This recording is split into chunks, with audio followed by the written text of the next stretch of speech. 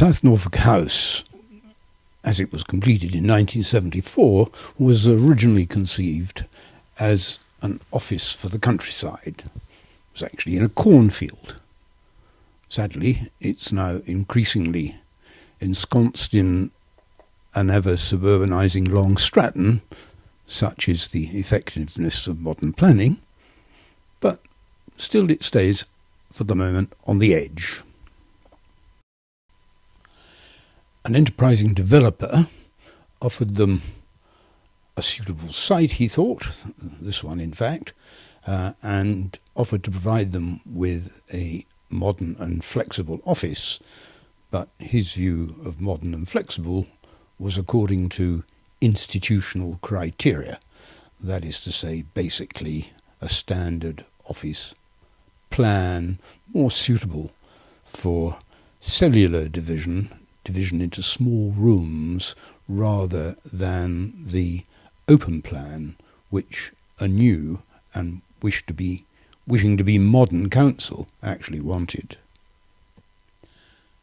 Liking the site, but not the available solution, the council proceeded to buy the site and follow the advice, my advice in fact, and construct a less conventional single-storey building that, although more elaborate, was 15% smaller because it had no need of separate levels, stairs, lifts and so on and so forth, and could be designed in a form better suited to the site and the countryside.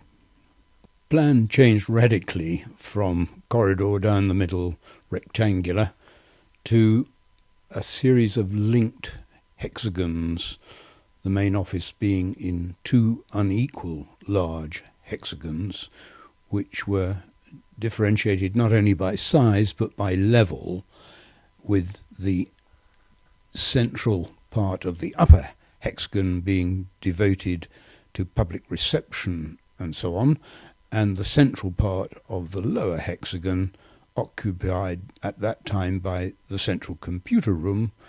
Such was the state of advancement of computers.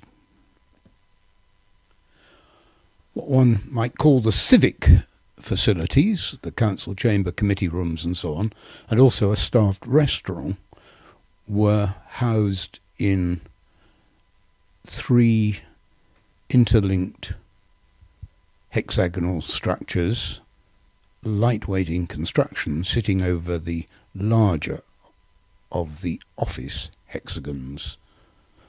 The lower hexagons were all heavyweight and well insulated and so on and so forth because they were occupied all day.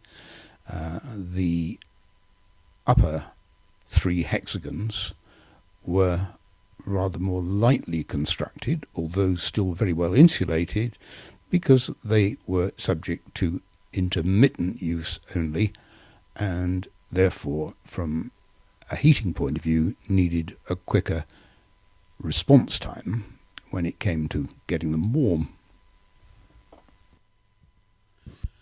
A third small hexagon at ground level rises through the stories to connect to the first floor, and then goes on to a further tall story to form a plant room under the roof of a tower feature that stands beside the main entrance.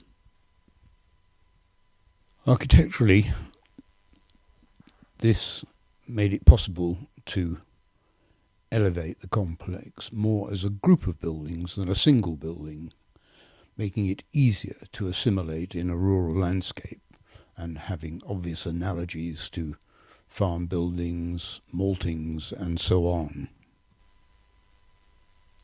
The available site at the time comprised open fields, part of the generous rolling landscape of this part of Norfolk, except for a small copse, a group of trees that had grown around the edge of what was said to be an old Roman gravel working. This was chosen as the visual anchor for the group. It was a happy choice. The trees were treated with care, and the working face of the old so-called Roman gravel working was incorporated into the grouping strategy. The base of the excavation provided a platform for the entrance, and the trees and face gave protection from the elements in an otherwise windswept open countryside.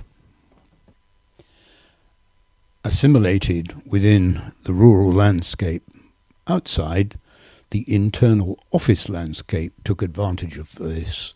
From many positions in the office, there were glimpse views to be obtained through square windows that one always thought of as Hasselblad frames of a very pretty scene outside, supplemented from overhead by a good standard of daylighting throughout the day during normal working hours.